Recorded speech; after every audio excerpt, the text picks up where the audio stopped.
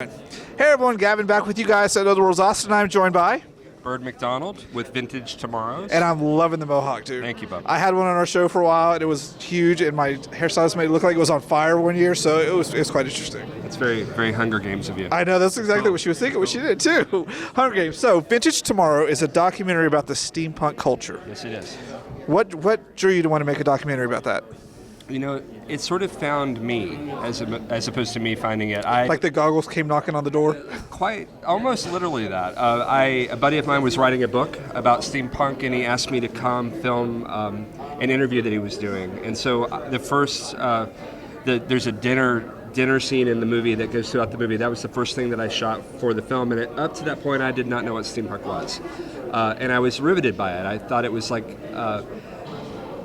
really concerned with issues that I think about a lot, like history, what technology is doing to us or not doing to us. I just fell in love with the people, and it's such a visual subculture that it just seemed like it would lend itself really well to a documentary. Our first experience with steampunk was about 4 years ago. We went to, I think it was 4 years, Aetherfest in San Antonio. Yep. And that was our first real immersion into it, and what I discovered was it was like the nicest people. Yeah. And they all were positive, and they all had creativity flowing out of their every orifice of their body. Like magic, right? It was amazing. Yeah. And over the years, I've seen it become a little more commercial, and it's kind of lost some of that luster in the mainstream. Yeah. But there's still that really core sect of people who were the original ones, I like to call it. Yeah. Did you notice that difference in your filming from like OGs and new Gs? Yeah, I mean, it's certainly something that people talked about a lot. Is it's that thing. If you love something and you feel like it's very, very special, do you want to give it away to the world? It's like when you love a band and then everybody it's playing on the radio and you're like, I liked them before they were on the radio. Exactly. There's some level of that going on, but I think within the community there's like a real concern that when it starts showing up at the mall, what does that mean? And when it starts showing on Hot Topic, you need to jump ship. Yeah, and it literally has done that. So I think, but if you're a steampunk, if you're really into, the aesthetic of steampunk, it's only a good thing when there's more of it. Some of it may not be done, as well as others, but I don't think I don't think it's jumping the shark, if you will. Yeah, I think it's a culture that's going to be around a while, but I also like the fact that it spawned off the other ones. Like, I'm a huge fan of diesel punk. Yeah. I love the diesel punk stuff. The steampunk stuff is amazing. And I know that they have these conventions they get together.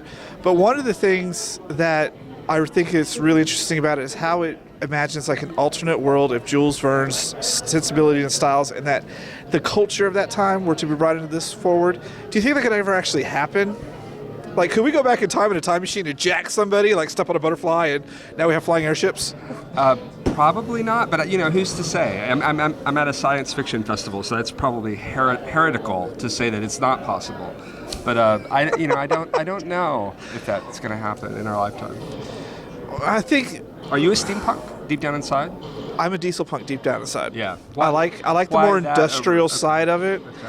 I like the more mechanical side of it. Mm-hmm. I like the attitudes of the industrial age coming in, but keeping the steampunk aesthetic, because that, to me, appears like amazing, like Sky Captain of the World Tomorrow.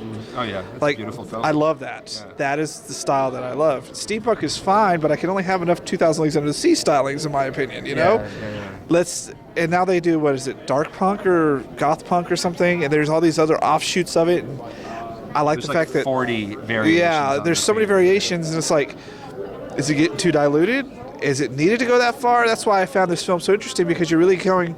People only see the gears and goggles from Hot Topic. They don't understand there's more to it. Yeah. And I think when you come to geek cultures, that's what you're finding a lot. People don't understand the whole history behind it or why it's there. They just see the Hot Topic side of it. And there's like, oh, losers, like LARPing with a Thunderbolt kid. Did you ever see that video? Mm-hmm. So I like when you get to watch a film that goes into it and follows the people and shows you there's a reason for it. Being an outsider, I'm not a steampunk, so when I went into interviews and when I was making the film, I really wanted to understand why, because it takes a lot of work to do this. It takes a lot of your extra time. It's a lot of sometimes money. there's so much passion into that sort of style of creation. What is behind that? What is driving you? And that was the question that kept me showing up for my job every day. What is the lesson you learned that's behind it?